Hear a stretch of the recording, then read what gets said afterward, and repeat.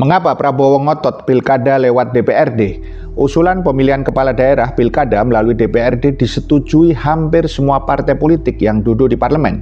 Gagasan mengembalikan pilkada oleh DPRD ini akan melanggengkan pemusatan kekuasaan dan praktik bagi-bagi kue antar koalisi partai politik berkuasa, kata peneliti pembina Perkumpulan untuk Pemilu dan Demokrasi Perludem Titi Anggraini di Jakarta 30 Desember yang lalu. Apa yang sesungguhnya terjadi?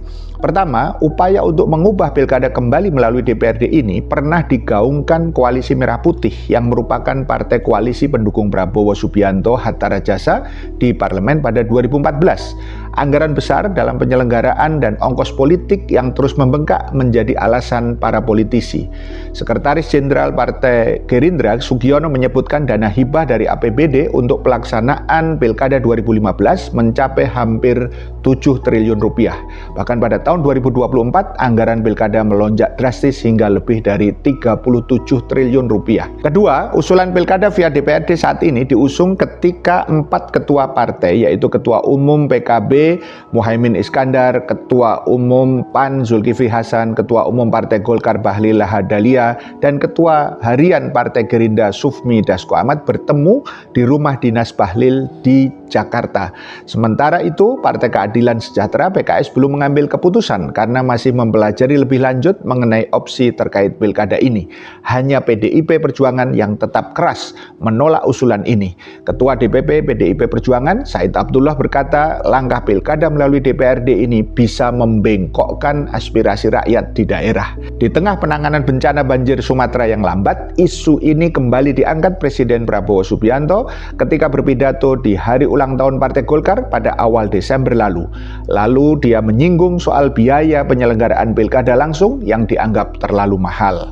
Ketiga, menurut hasil resmi KPU, komposisi suara 8 partai politik yang memenuhi ambang batas parlemen 4% dan lolos ke DPR RI pada pemilu 2024 didominasi oleh PDIP 16,72%, diikuti Golkar 15,28%, Gerindra 13,22%, PKB 10,62%, Nasdem 9,66%, PKS 8,42%, Demokrat 7,43%, dan PAN 7,24%.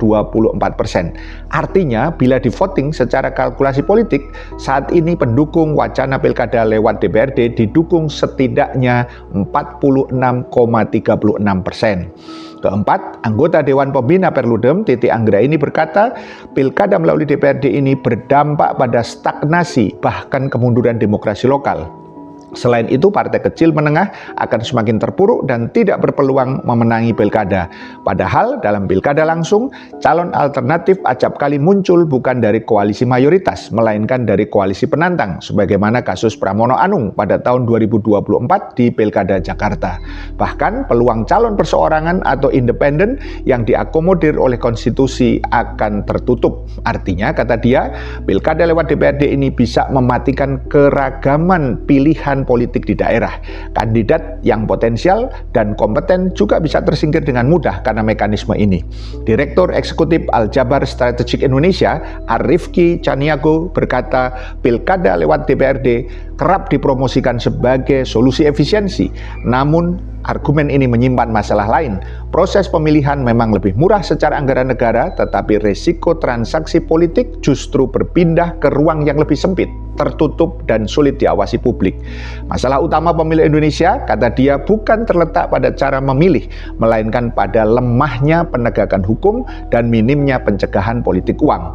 Ia menambahkan publik berisiko kembali membeli kucing dalam karung jika kepala daerah dipilih tanpa keterlibatan langsung warga, sementara mekanisme pengawasan elit politik belum cukup kuat. Kelima, apa penyebab biaya politik mahal? Guru besar bidang ilmu politik pada Fakultas Ilmu Sosial dan Ilmu Politik Universitas Islam Negeri UIN Syarif Hidayatullah Jakarta, Burhanuddin Muhtadi mengatakan survei yang dilakukan menunjukkan operator politik uang berasal dari semua parpol. Hal ini ia sampaikan dalam pidato bertajuk Vote for Sale, Klientisme, Defisit Demokrasi dan Institusi. Jajak pendapat menunjukkan parpol-parpol besar menjadi pelaku utama politik uang.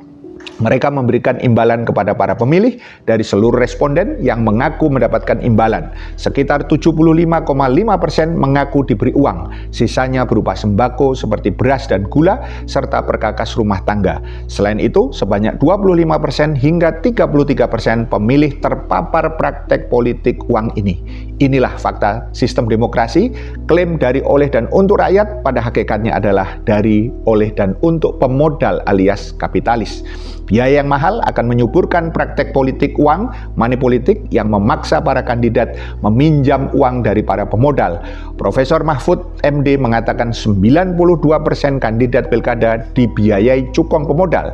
Disinilah siklus suburnya korupsi terjadi dalam sistem demokrasi. Sistem pemerintahan Islam ditegakkan pada dua pilar. Satu, kedaulatan di tangan syariah. Yang kedua, kekuasaan di tangan umat. Ketika umat memilih khalifah, baik secara langsung atau melalui perwakilan ahlul hali wal aqdi, maka khalifah memerintah dengan menerapkan syariah Islam secara kafah.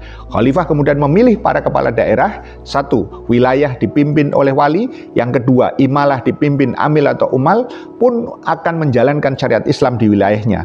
Mereka diawasi oleh majelis umat dan majelis wilayah. Selain individu, partai politik, dan juga mahkamah mazalim. Biaya murah, koordinasi pusat daerah terjaga, pengawasan publik terus dilakukan dengan landasan syariat Islam. So, mau tetap ngotot dengan sistem demokrasi untuk pilpres, pileg, dan pilkada, baik langsung maupun tidak, yang berbiaya mahal, susah koordinasi pusat daerah, lemah pengawasan, dan pasti tetap tidak menerapkan syariat Islam. Paham sampai di sini?